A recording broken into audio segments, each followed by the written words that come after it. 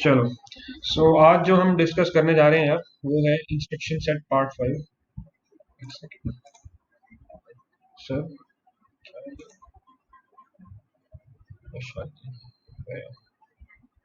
Might भी आप शायद, चलो अभी रिकॉर्डिंग हो रही है तो ठीक है। Instruction set part 5। आज जो हम डिस्कस करने जा रहे हैं बच्चे, वो पार्ट 5 ऑफ इंस्ट्रक्शन सेट है। ठीक है, this is the last part of 8085 instruction set. इसके बाद आपकी 74 की 74 इंस्ट्रक्शंस, और आई शुड प्रिसाइजली से 72 बेसिकली इंस्ट्रक्शंस जो है आपकी कंप्लीट होगी। मैं आने वाले टाइम थोड़ी देर में बताऊंगा कि वाई नॉट 74 बट 72। दो इंस्ट्रक्शंस ऐसी हैं जिन्हें हम बाद में करेंगे।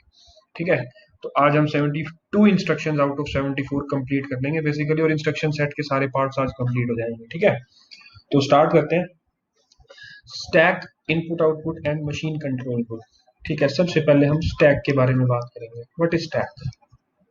What is stack? कोई बताएगा यार अपना माइक ऑन करके कि मैं तीन बातें लिखूंगा स्टैक के बारे में जो अपने आप में इसको पूरा कर देंगी। ठीक है, सबसे पहली बात, it is a part of memory. It is a part of memory in which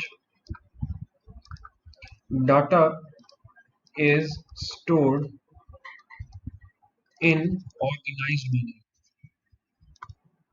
Organized manner, मैंने कल भी बताया था बच्चे आपको कि स्टैक होता क्या है। Stack is a part of memory basically, जिसमें एक ऑर्गेनाइज्ड मैनर में हम डाटा को स्टोर करते हैं। जैसे मैंने आपको उस दिन भी बताया था, कल परसों जब भी लास्ट क्लास लगी थी।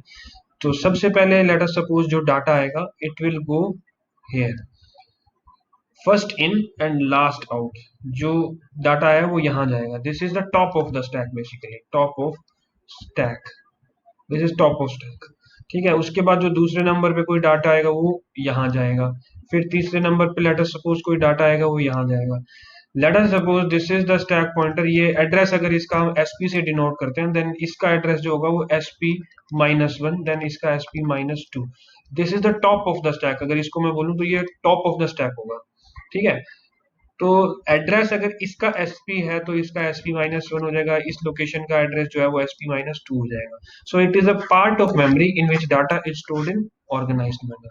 सेकेंड बात जो मैं लिखने जाऊंगा यहाँ पे, एक और बात लिखेंगे इसके बारे में कि ऑर्गेनाइज्ड मैनर में जो हम डाटा डालते हैं, ठीक है, तो इसका जो एड्रेस होगा, एड्रेस कौन बताएगा?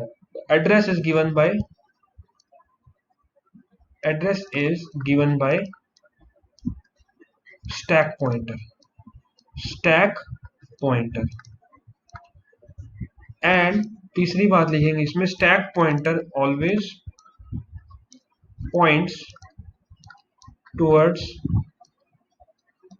Top of the stack. Top of stack. Stack pointer always points towards the top of the stack. हमेशा स्टैक पॉइंटर के अंदर जो एड्रेस होगा ना, वो टॉप ऑफ द स्टैक का होगा। ठीक है, तो ये दो तीन बातें थी जो जाननी जरूरी थी हमें। किसके लिए? स्टैक। स्टैक होता क्या है बेसिकली। ठीक है, तो अब जो हम आज जो इसके अंदर डिस्कस करेंगे इंस्ट्रक्शन, वो कौन सी इंस्ट्रक्शन होंगी? पुश एंड पॉप इंस्ट्रक्शन, जो हमने लास्ट क्लास में भी थोड़ा बहुत जिसके बारे में हमने देखा था। आज हम क्या डिस्कस करेंगे? Push and pop. देखो बच्चे, सबसे पहले पुश को डिस्कस करते हैं। पुश क्या होता है? when let us suppose when we write push, जब हम push लिखते हैं ना, let us suppose our intention is to push something into the stack. When I am writing push, my intention is to push something into the stack. stack memory के अंदर मैं कुछ डालना चाहता हूँ। ठीक है, I want to push something into the stack. ठीक है, to put data into the stack, when I want to put data into the stack, I will use this push instruction. And when I want to get data from the stack, जब मैं कुछ stack से लेना चाहता हूं, then I will use pop instruction. I will use pop instruction. ये बात तो वही हुई बच्चे जो मैंने आपको लास्ट क्लास में बताई थी, ठीक है। So when we write push, we can't write a number. Basically मैं आपको ये बात बता रहा था कि जैसे उस दिन हमने लिखा था push PC into the stack.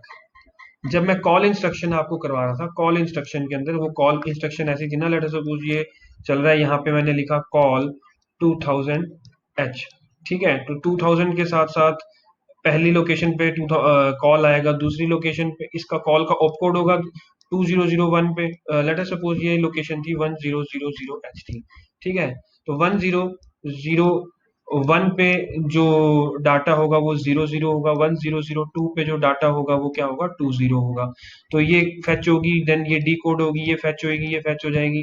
Fetch D code and execution में मोमेंटरली एक बार जो यहाँ पर एड्रेस आया था 1003, ठीक है, तो उसको क्या करते हैं हम, पहले पुश जो अपने आप बैकग्राउंड में जो प्रोग्रामिंग चल रही होगी, हम कोई इसके लिए अलग से कुछ लिखेंगे नहीं, बैकग्राउंड में चल क्या क्या रहा होगा, पुश पीसी, पीसी के अंदर एक बार मोमेंटरली जो एड्रेस आएगा 1003, push PC into the stack, ये क्या करेगा, प्रोग्राम काउंटर के अंदर जो भी डाटा होगा उसको स्टैक में डाल देगा।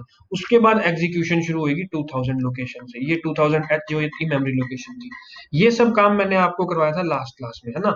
तो मैं आपको यहाँ पर ये बताना चाह रहा हूँ, when I am going to write push instruction, so I want to push something into the stack, but what I want to push, मैं क्या पुश करना चाहता हूँ, I want to push जो कि यहाँ पर इंस्ट्रक्शन के अंदर मुझे दिया गया होगा। इंस्ट्रक्शन के अंदर जो मैं अब बात आपको बता रहा हूँ, यही थी बात कि इंस्ट्रक्शन के अंदर डायरेक्टली डाटा हम कभी नहीं यूज करते, यानी कि कोई data basically might be some number ना, कोई नंबर होगा, जैसे 2000h हम बोले, या 300a जो भी है, इस तरह से कोई भी डाटा है, we do not use directly a number in the push instruction, ठीक है। जो भी हमारा डाटा है, whatever is my data, I will put that data first into some register, ठीक है। The data must be put into some register, ठीक है। एंड देन उस रजिस्टर को मैं इंस्ट्रक्शन के अंदर यूज करूंगा। लेट अस सपोज मैं लिख देता हूं कोई डाटा को मैंने रजिस्टर बी के अंदर डाल दिया, उसके बाद मैं लिख सकता हूं जो इंस्ट्रक्शन लिखूंगा, जैसे पुश बी, ठीक है। पुश बी जब मैं लिखूंगा तो whatever data is there in the register B, it will go to the stack directly. तो मेन बात क्या है, आई एम अनेबल टू, और we can not write the number और the data directly into the instruction. इससे मतलब क्या बना बच्चे, दिस जो पुश इंस्ट्रक्शन है, पुश इंस्ट्रक्शन नोट लिख रहा हूं मैं, इंपॉर्टेंट है ये बात, push instruction do not support immediate addressing mode, ठीक है। it support register addressing mode, ठीक है। it support register addressing mode, why, क्योंकि we are throwing our data into some register, and then we are going to use that register in the instruction itself, okay। तो यहाँ तक बच्चे पहले मुझे ये बताओ कि ये एक दो बातें जो मैंने बताई हैं, please write in the comment section कि यहाँ तक आप लोग। अब हम देखते हैं, हमें ये तो समझ में आ गया कि I will write the name of register in the instruction itself because it supports only the register addressing mode, it do not support the immediate addressing mode, इसको ये सपोर्ट नहीं करता, रजिस्टर एड्रेसिंग मोड को ये support करेगा। एक और बात इसके लिए जानने के लिए है, अगर हम इसको बोलें कि ये हमारा पहला नोट था, तो सेकंड नोट में क्या लिखूंगा कि पुश या पॉप इंस्ट्रक्शन जो होंगी, दे support the register pair, not a single register. ठीक है, एक सेकेंड। सो मैं यहाँ पर क्या कहना चाह रहा हूँ, when I am writing push B, when I am writing push B, the register must be a 16-bit register, or we can say it should be a register pair. जब मैं push B लिखना चाह रहा हूँ तो यहाँ पर मैं BC register pair की बात कर रहा हूँ। जब मैं push D लिख रहा हूँ it means I am writing DE register pair। अरे कौन आ गया भाई इतनी लेट? चलो so when I am writing push oh sorry, push H, तो it means HL register pair, HL register pair. There is nothing like push C, because whenever the C will be used, it will be used in a register pair. There is nothing like push E. push E नहीं होगा, क्यों? क्योंकि E will be used directly as a register pair. There is nothing like push L. Push L, जो ये spelling देख लेना है, push L कुछ नहीं होगा ऐसा, क्यों? क्योंकि L will be use directly as a register pair. So जब हम पुश इंस्ट्रक्शन का यूज करेंगे, पुश या पॉप इंस्ट्रक्शन का यूज करेंगे, there will be a flow of 16 bit data, there will be a flow of 16 bit data, not 8 bit data. 8 bit के data का फ्लो नहीं होगा, 16 बिट के डाटा का फ्लो होगा। क्यों?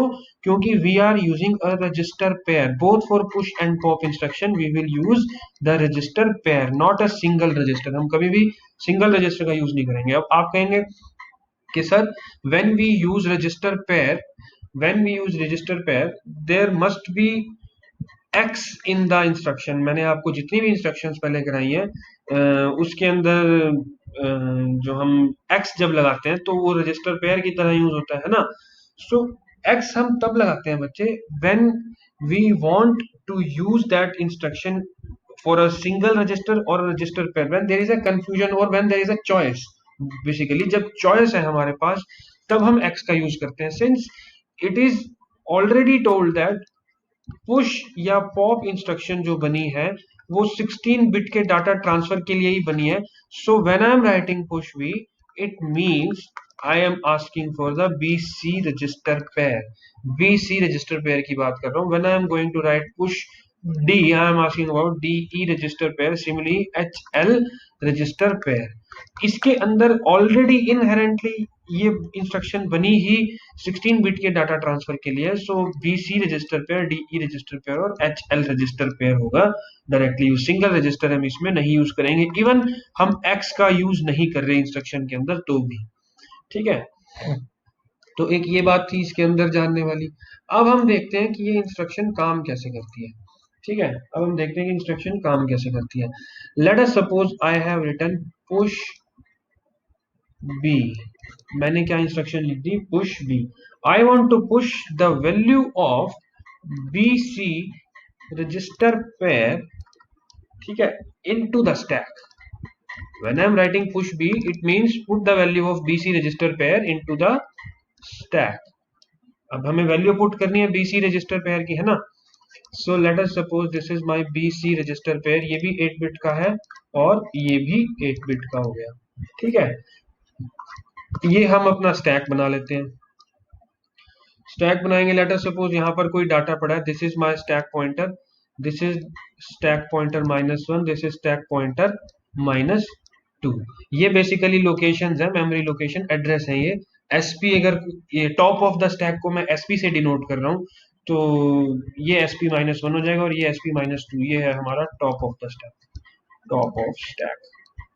ठीक है, so I want to push the data of B and C into this stack. अब who will go where? जो C का डाटा है ये कहाँ जाएगा और जो B का डाटा है ये कहाँ जाएगा? Since BC register pair is a 16 bit register, ये एक 16 बिट रजिस्टर है। सबसे पहले तो ये बात हमें क्लियर है कि it will occupy 2 locations in the memory. कितनी? 2 location, 2 location in the memory. ठीक है, वो 2 लोकेशन कौन कौन सी होंगी? ठीक है, ये बात ध्यान रखना बच्चे, जब हम पुश कर रहे हैं something into the stack, it will not overwrite the data, since top of the stack पे ऑलरेडी डाटा पड़ा है हमारे पास। Since top of the stack पे हमारे पास ऑलरेडी डाटा पड़ा है, तो डाटा कहाँ कहाँ आएगा, एक यहाँ आएगा और एक यहाँ आएगा। पुश बी मतलब बी और सी का डाटा जो जाएगा वो यहाँ पर जाएगा और यहाँ पर जाएगा। It will not overwrite the data.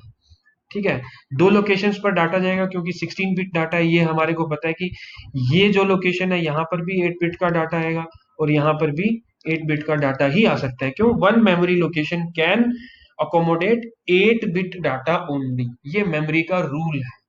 ठीक है, अब सी का डाटा कहां पर जाएगा और बी का डाटा कहां पर जाएगा? देखो बच्चे, एक ही रूल अप्लाई होता है, lower byte lower address higher byte and higher address. अब इसमें C is the lower byte and B is the higher byte. And ये बात तो कोई भी बता सकता है कि SP-1 is the higher one and SP-2 is the lower one. So C का डाटा जो है वो कहाँ जाएगा? यहाँ जाएगा, और B का डाटा जो है यहाँ पर जाएगा। अब होगा क्या? ऐसा तो हो नहीं सकता कि पहले C चला जाए ऊपर और उसके बाद B का डाटा चला जाए बाद में नीचे। ऐसा तो होगा नहीं। क्यों? क्योंकि first in and last out, एक सीक्वेंस में डाटा ट्रांसफर होगा। ठीक है ना? सो होगा क्या?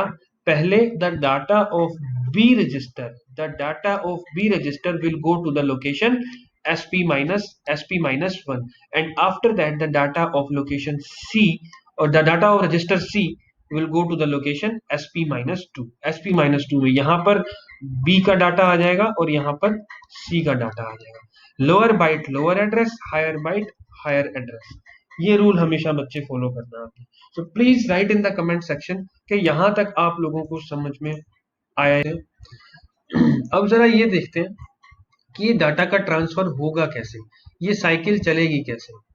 ठीक है, मैंने आपको बच्चे एक बात बताई कि stack pointer always address the top of the stack pointer always points towards the top of the stack, and this is my top of the stack.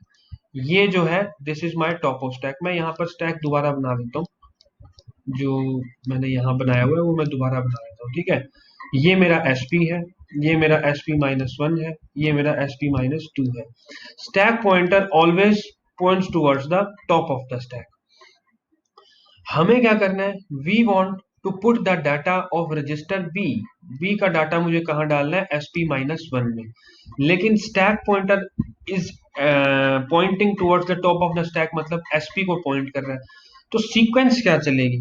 Sequence is very very important when you want to make timing diagrams. ठीक है, अब next lecture से हम timing diagrams ही शुरू करने जा रहे हैं। ठीक है ना? तो जो सीक्वेंस है इंस्ट्रक्शन की, दैट इज वेरी इंपॉर्टेंट कि वो इंस्ट्रक्शन के अंदर सीक्वेंस जो चल रही है वो क्या चल रही है। सो ध्यान से सुनना इसको। ठीक है, सबसे पहले क्या होगा? Since we want to put the data of register B at the location SP-1, but stack pointer is pointing towards this location because stack pointer always points towards the top of the stack. So सबसे पहला step क्या होगा? SP will become SP-1। सबसे पहले क्या होगा? Stack pointer के अंदर जो हम वैल्यू डालेंगे वो SP-1 डालेंगे। किसकी लोकेशन? ये लोकेशन हमने डाली। ठीक है, उसके बाद हम क्या करेंगे?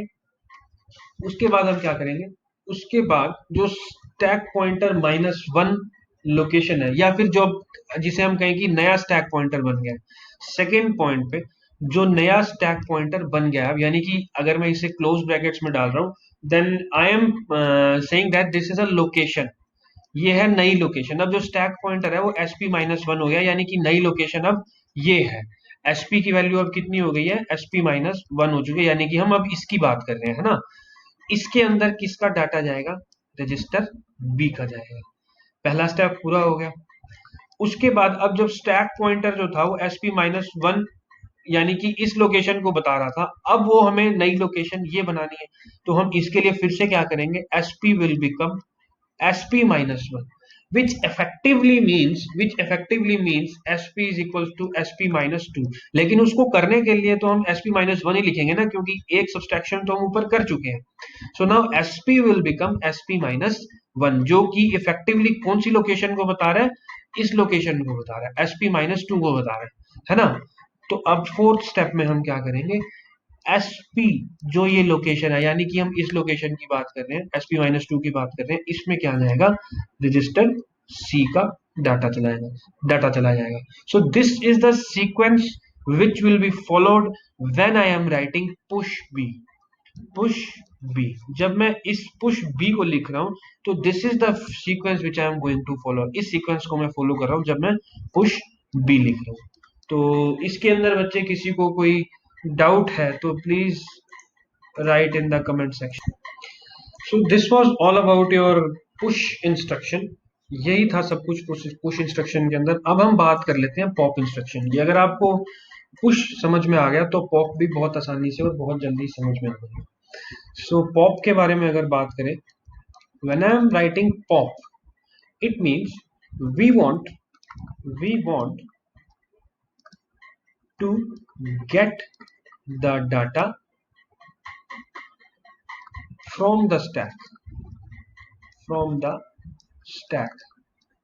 we want to get the data from the stack, ठीक है ना। so in this we will pop the data from the stack and put it into a register pair, किसी रजिस्टर पेयर में लिखेंगे। जैसे लेट अस सपोज मैं यहां पर लिख देता हूं पॉप बी, यानी कि I want to get the data from the stack and put into the register pair BC register pair के अंदर मैं डाटा स्टैक से उठा के BC रजिस्टर पेयर में डालना चाहता हूँ, ठीक है। तो फिर से एक एग्जांपल ले लेते हैं इसके लिए कि कैसे, लेट अस सपोज अगर मैं पॉप बी लिखता हूँ तो कैसे डाटा का ट्रांसफर होता है। पॉप बी के अंदर this is my register pair BC register pair and this is my stack.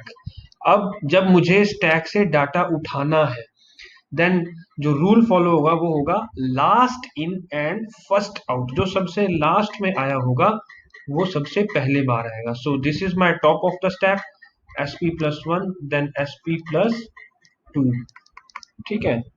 Late us suppose sp पे मेरा 34 पड़ा है और sp+1 पे मेरा 1 2 3 4, इस तरह से हम मान लेते हैं, ठीक है। सो this is my top of stack, ठीक है। टॉप ऑफ स्टैक ये हो गया हमारे। इसको जो है स्टैक पॉइंटर पॉइंट कर रहा होगा, पॉइंटेड बाय स्टैक पॉइंटर, इसे स्टैक पॉइंटर पॉइंट कर रहा होगा, ठीक है। So when I am writing pop B, अब हमें सारी बातें समझ में आ गई हैं कि पॉप बी का मतलब क्या है। पॉप बी मतलब it want when we write pop B we want to get the data from the stack, and pop B का मतलब सिर्फ हम बी रजिस्टर के अंदर डाटा नहीं डालना चाहते, it is a 16 bit register pair. So data will come from basically two locations, दो लोकेशंस से 8 बिट का डाटा आएगा, ठीक है। Data will come from two location since it is a 16 bit register pair. So दो location से अगर data आना है तो वो कौन सा आएगा, सबसे पहले क्या होगा, stack pointer will be Poynting towards the top of the stack, और टॉप ऑफ द स्टैक कौन सा है, ये है। हमें यहां से डाटा उठाना है, फिर उसके बाद हमें यहां से डाटा उठाना है। Since stack pointer is already pointing towards the top of the stack, so stack pointer location का जो डाटा था वो किस में जाएगा, अब वो किस में जाएगा, सबसे पहले सी रजिस्टर में जाएगा। क्यों सबसे पहले सी रजिस्टर में क्यों जाएगा, lower byte lower address higher byte higher address. आप देख के ही बता सकते हैं SP will be the lower address and SP+1 will be the higher address. So इसका जो डाटा है वो C में जाएगा और इसका जो डाटा है वो B में जाएगा। Since stack pointer is already pointing towards this location, so इस लोकेशन, ये जब मैं ब्रेसेस में डाल रहा हूँ, इसे ब्रैकेट्स में डाल रहा हूँ, it means this is a location. So इस लोकेशन से डाटा उठ के कहाँ जाएगा, रजिस्टर C के अंदर। Now we want to snatch the data for this location, so SP will become SP plus 1, SP will become SP plus 1। अब हमारा जो स्टैक पॉइंटर है वो किसको बता रहा है? SP will become SP plus 1, जो नई लोकेशन है, यानी कि इस लोकेशन को बता रहा है। ठीक है, सो इसके बाद क्या होगा? इसके बाद क्या होगा? जो नई लोकेशन हमारी बनी है, एसपी से ही डिनोट करेंगे हम उसे भी, क्योंकि अब एसपी एसपी प्लस 1 हो चुका है। ठीक है, वो कहाँ जाएगा? उस लोकेशन का जो डाटा है वो जाएगा रजिस्टर बी के अंदर। ठीक है, इस लोकेशन का डाटा रजिस्टर बी में जाने के बाद अब जो हो जाएगा, SP will become SP plus 2। So this is the sequence which will be followed जब हम किसी इंस्ट्रक्शन को या डाटा को पॉप करना चाहते हैं। जब हम किसी डाटा को, I want to pop the data from the stack into a register, this is the sequence which will be followed. So इसके अंदर बच्चे किसी को कोई डाउट है तो please write in the comment section quickly. तो ये थोड़ी सी गलती हो गई थी बच्चे, SP will become SP plus 1 आएगा यहाँ पर, ये 2 मैंने गलती से लिख दिया था, SP will become SP plus 1, बिल्कुल सही है बच्चे। अब हम बात कर लेते हैं, हमने पुश या पॉप इंस्ट्रक्शन यूज की, पुश या पॉप इंस्ट्रक्शन का मैंने यूज किया। ठीक है, किस किस के लिए किया? या तो मैं पुश, अगर पुश की बात करूं, या तो मैं पुश बी लिख सकता हूं, या मैं पुश डी लिख सकता हूं, या फिर मैं पुश एच लिख सकता हूं, है ना। ये मेरी बी सी रजिस्टर पेयर के लिए, ये डी ई रजिस्टर पेयर के लिए, ये एच एल रजिस्टर पेयर के लिए, है ना। B C D E H L, 6 general purpose registers हम यूज कर रहे हैं out of 7। A is also my general purpose register. Can I use this register A in push instruction, push या pop instruction? Can I use? नहीं use कर पाऊंगा, क्यों? क्योंकि इसका कोई पेयर नहीं बनेगा, ए रजिस्टर का कोई पेयर नहीं बनेगा। The most important register of 8085, the most important register of 8085 can't be used in this push instruction or pop instruction. It can be used बच्चे, it can be used। अब use इसको करना है तो हमें पेयर तो बनाना पड़ेगा, है ना, पेयर तो बनाना पड़ेगा। इसका पेयर बनता है बच्चे एफ के साथ, ए का पेयर बनता है एफ के साथ। What is this F? Is this a resistor? Yes, it is a resistor, it is a flag register, flag register. ठीक है, ए का पेयर बनेगा किसके साथ? एफ के साथ बनेगा, and F is a flag register, 8 bit flag register है 8085 का। ठीक है, तो होता क्या है बच्चे, इसके लिए हम एक नया कॉन्सेप्ट सीखने जा रहे हैं, PSW का। PSW इज प्रोग्राम, मैं लिख देता हूं यहाँ पे, programme status word, programme status word. जो इंस्ट्रक्शन मैं लिखूंगा ना बच्चे, वो मैं ऐसे लिखूंगा, पुश PSW या फिर पॉप PSW, पुश PSW या फिर पॉप PSW, है ना।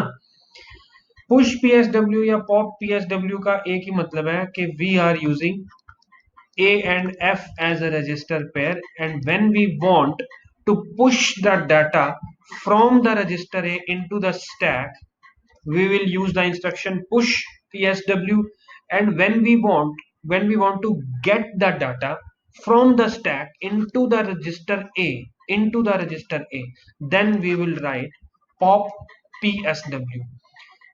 सिर्फ दो केसेस में, पुश PSW और पॉप PSW, इन दो ही केसेस में I am using PSW as an operand.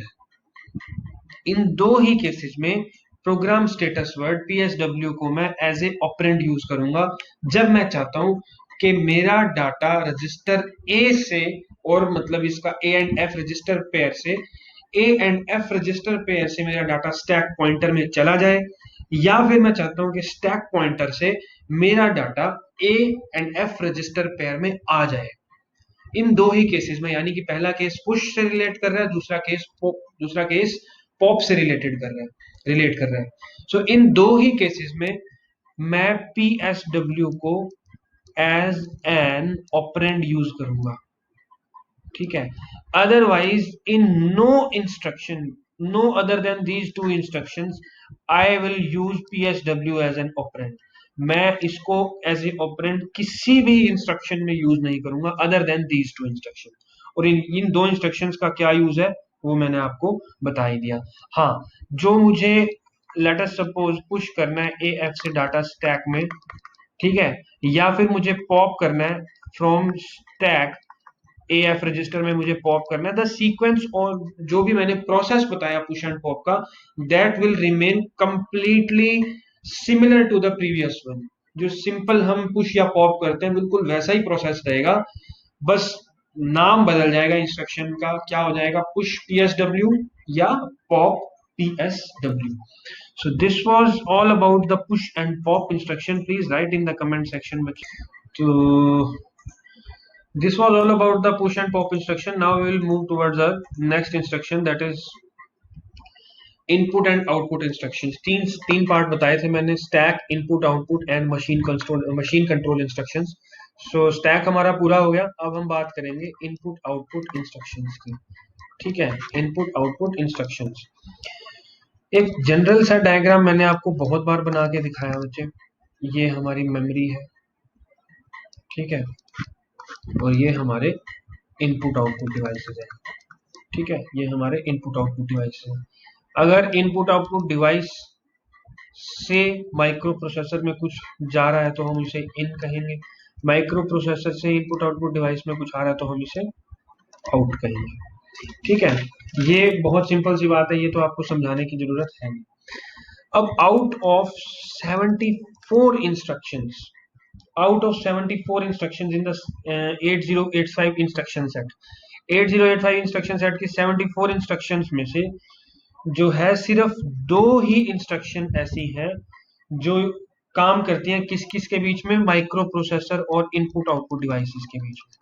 ठीक है, कौन कौन सी वो दो इंस्ट्रक्शन है, एक आई एन और इन एंड आउट। ये दो इंस्ट्रक्शंस ही ऐसी हैं 74 में से 72 इंस्ट्रक्शंस जो हैं वो किस किस के बीच में काम करती हैं, मेमोरी और माइक्रो प्रोसेसर के बीच में काम करती हैं।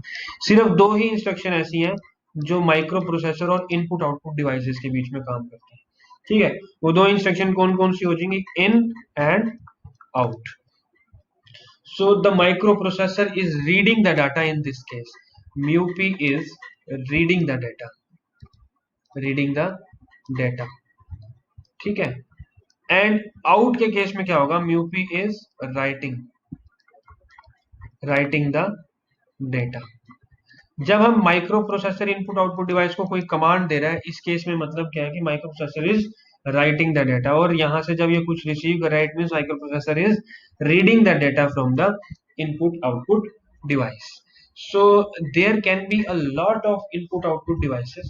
Let us suppose this is my microprocessor, and ये और ये let us suppose this is K, this is M, this is P, and this is again M. So K stands for, I have just written the short form, इसका पहला ही letter लिखा है मैंने। K stands for keyboard, M stands for mouse, P stands for printer, and M stands for monitor. So you can definitely say that these are the output devices because we are getting something out of this, and these are the input devices. So there can be a lot of input and output devices which can be connected to microprocessor. So ऐसा तो मैं just एक बना देता हूँ, ये diagram जो मैंने ऊपर बनाया, ये वाला डायग्राम तो जस्ट दिखाने के लिए होता है कि इस तरह से हायरार्की चलती है ना। तो there can be a lot of input and output devices like this, बहुत सारे इनपुट एंड आउटपुट डिवाइसेस हो सकते हैं जो माइक्रो प्रोसेसर से कनेक्टेड होंगे, है ना। तो एक बात आपने इसके लिए हमेशा याद रखनी है, चाहे कोई डाटा किसी इनपुट डिवाइस से आए या चाहे कोई डाटा माइक्रो प्रोसेसर से आउटपुट डिवाइस में जाए, जाएगा रजिस्टर ए के ही थ्रू। It will go only through register A and it will come only from the register A. अगर मैं कीबोर्ड से कोई इनपुट देता हूं या माउस से कोई इनपुट देता हूं, so it will come first in the register A only.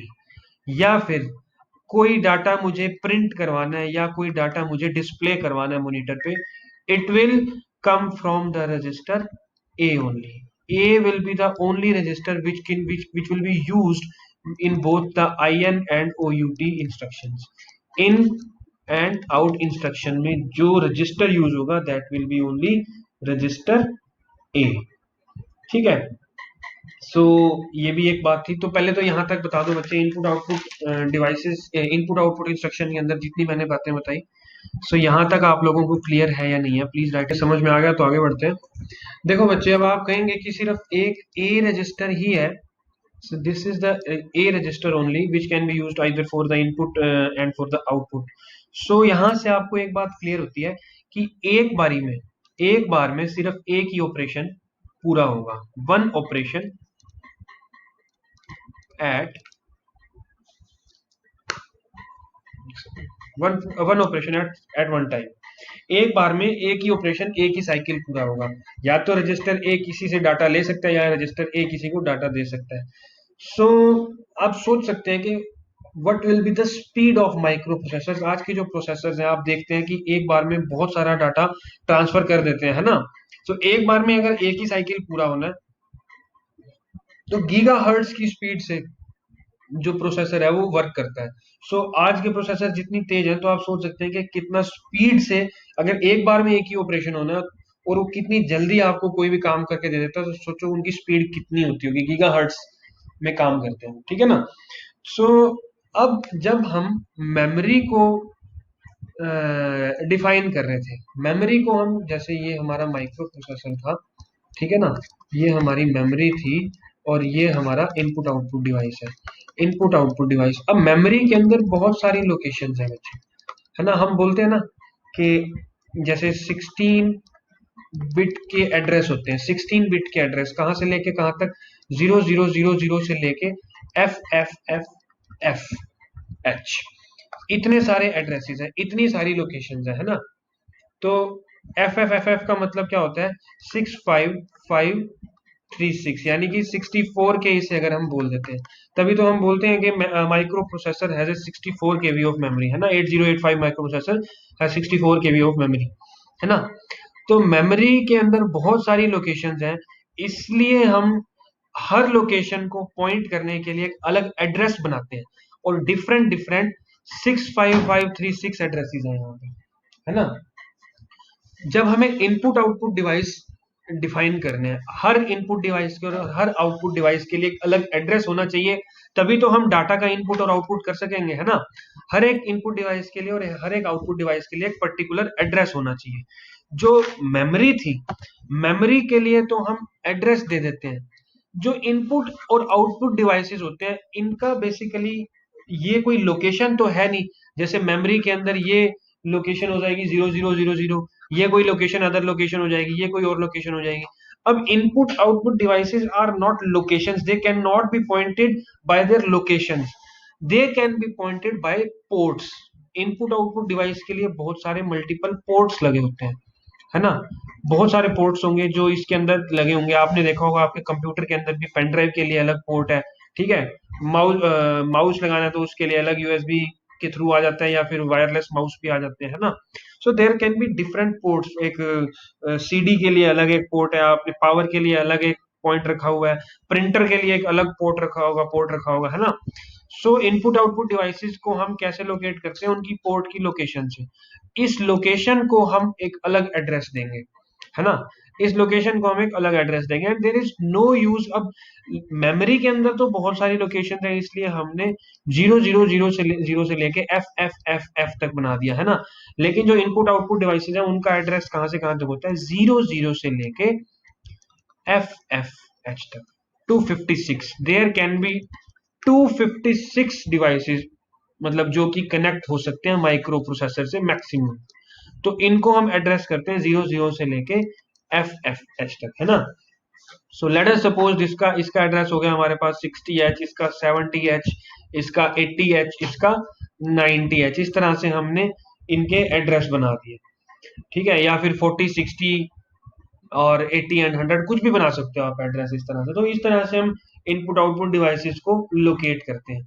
सो जब मैं कह रहा हूं कि IN60 IN60H, IN60H का मतलब क्या है, we are getting data from the address 40h we are getting, or 60h sorry, we are getting data from, अब जैसे इन इंस्ट्रक्शन है, इन इंस्ट्रक्शन का मतलब क्या है, we are getting the data, if we are getting the data it means इस location पर कोई ना कोई इनपुट डिवाइस कनेक्टेड होगा। आप देख सकते हैं मैंने इस लोकेशन पे कीबोर्ड को कनेक्ट किया है माइक्रो प्रोसेसर के अंदर। जस्ट मैंने एग्जांपल लिया है कि when I am writing IN60H, IN60H means we are getting the data from the location 60H into the register A, जिसको मैं ऐसे लिखूंगा, A register is getting the data from the location 60H. A register is getting the data from the location 60H. Similarly, अगर मैं लिखता हूं out के लिए, मैं लिखूंगा लेट अस सपोज मैं लिख दिया ओ out 80H, it means we are sending the data, we are sending the data from the register A, from the register A to the location 80H. We are sending the data from register A to the output device whose address is 80H. अब 80H पे कुछ भी हो सकता है, कोई printer हो सकता है, कोई मॉनिटर हो सकता है, या कोई और आउटपुट डिवाइस हो सकता है। सो इस तरह से ये इंस्ट्रक्शन काम करते हैं, इस तरह से इनका मतलब होता है। सो please write in the comment section कि आप लोगों को ये इन एंड आउट इंस्ट्रक्शन समझ में आई या नहीं आई। बस इतनी ही सी थी इन and out instruction. Quickly right in the comment section कि आप लोगों को ये समझ। सो अगर आप लोगों को इन एंड आउट इंस्ट्रक्शन समझ में आ गई तो एक छोटा सा इससे रिलेटेड एक प्रोग्राम करके देखते हैं। ठीक है, छोटा सा प्रोग्राम। वैसे मैं प्रोग्रामिंग आपको बहुत अच्छे से समझाऊंगा आगे आने वाले लेक्चर्स में। छोटा सा एक प्रोग्राम करके देखते हैं। क्या प्रोग्राम है, take two different numbers, two different numbers, input from the keyboard, two different numbers input ले लो आप, लेट अस सपोज कीबोर्ड से आपने दो डिफरेंट नंबर लिए, इनपुट फ्रॉम कीबोर्ड। ठीक है, उसके बाद आप क्या करो, उन दो नंबर्स को आप ऐड करो, ऐड द टू इनपुट्स। ठीक है, and display them on the monitor, display them on monitor. Try करो आप भी इसको करने की, खुद से ट्राई, खुद से भी करने की ट्राई करो। बहुत ही सिंपल सा प्रोग्राम है, बहुत ही आसान सा प्रोग्राम है। तो आप ये एज्यूम कर लो कि जो कीबोर्ड है उसकी लोकेशन हमारे पास 40H है। ठीक है, और जो मॉनिटर है उसकी लोकेशन हमारे पास 80H है। ठीक है, ये उन पोर्ट्स की लोकेशन है। कीबोर्ड 40H पे कनेक्टेड है और मॉनिटर जो है वो 80H पे कनेक्टेड है। कैसे लिखेंगे, सबसे पहले we want to take two different numbers, two different inputs from the keyboard. तो IN40H, इसका मतलब क्या है, IN40H means from the location 40H, from the location 40H we are getting the data into the register A। सबसे पहले हमने क्या करना है, A रजिस्टर के अंदर कोई डेटा ले लिया।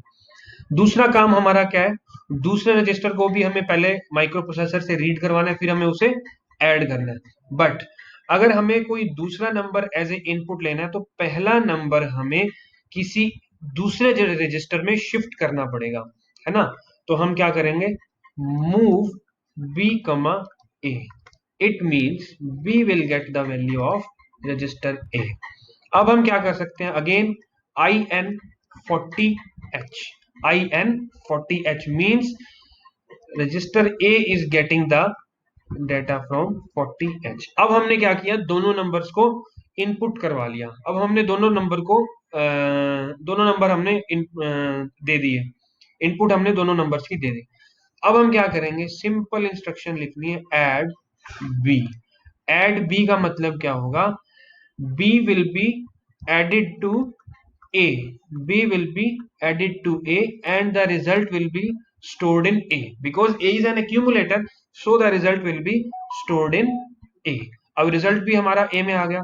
अब हम क्या करेंगे, हमारा काम ऐड भी हमने कर लिया। हमने तीन काम करने थे, सबसे पहले इनपुट लेनी थी, ठीक है, फिर हमने उनको ऐड करना था, फिर हमें क्या करना है, उन्हें डिस्प्ले करवाना है। अब दो काम हमारे हो चुके हैं, हमने इनपुट ले ली, हमने ऐड कर दिया। लास्ट काम हमारा रह गया डिस्प्ले करवाने वाला। तो इसके लिए हम लिख देंगे out 80H, it means from the register A, from the register A, या मैं इसको ऐसे लिखूंगा, इस तरह से लिखते हैं इसे, from the register A the data will go to the location 80H. The data will go to the location 80H. In this way you are going to do this program. Please write in the comment section कि आप लोगों को ये programme समझ में आया या नहीं आया। फटाफट से बच्चे कमेंट कर दो, प्रोग्राम उसमें कमेंट सेक्शन में बता दो मुझे, फिर हम आगे बढ़ते हैं।